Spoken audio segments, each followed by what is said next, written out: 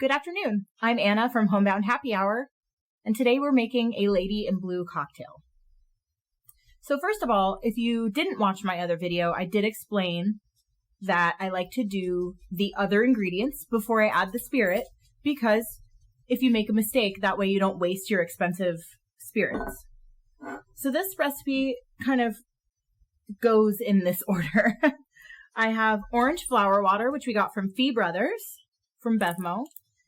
I'm going to double this recipe so that it makes the 2 drinks, one for me and one for Andy.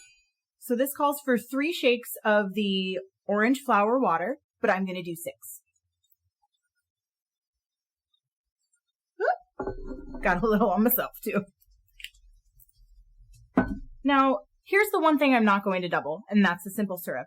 Reason being, it's too sweet with the full recipe. So I've got pretty standard jigger here. It's got the lines inside that measure everything for you. I'm going to do 1/2 ounce of this. You can double if you'd like to, but personally, I just like things a little more sour. Sweet enough as it is, right? Now, we also need 1.5 ounces of lemon juice, which I pre-squeezed because doing a test video last week, one of the lemons went flying. Super embarrassing. This is easier for all of us. So 1.5 ounces. Now we can start with the hard stuff. It calls for 1/4 ounce each drink of creme de violet, which you can find pretty much like at Bevmo or any place like that sells spirits. That you may know is also like one of the main ingredients from the Aviation. Famous gin cocktail. 1/4 ounce per drink, so that's 1/2 ounce of the creme de violet.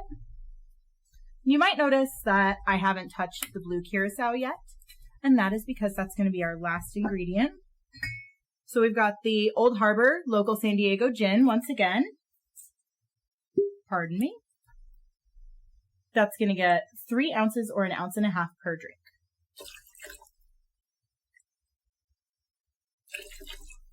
This drink is something Andy actually found online for us, and it was just so pretty. I couldn't pass up doing it, and it turned out great. I did a test batch yesterday. So tasty.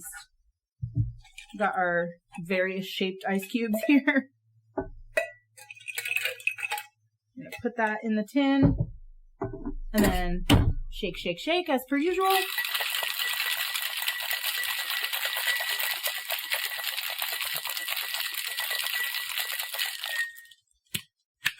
Your bar tools do not have to match.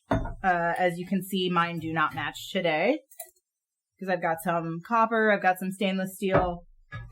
Honestly, as long as it functions, that's all that matters. This gets a double strain in case of any lemon juice hope.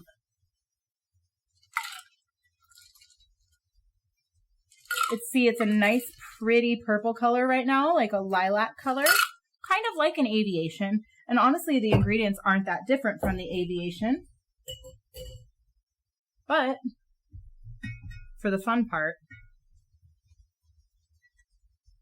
Now, this calls for a slip of blue curacao in the drink. This was really one of the only brands we could find. I'm going to put a pour spout on it because I made a big old mess yesterday. And just hope that this turns out a little less messy. So a slip in there on the side, and that just kind of floats down to the bottom. Makes this beautiful, beautiful drink. So just a little chat about garnish. The drink does call for a live flower, edible flower garnish. I'm not a big garnish fan personally because I like to just get to my drink. So we're going to keep those in front today just to give it a little color pop. And that, friends, is our Lady in Blue cocktail.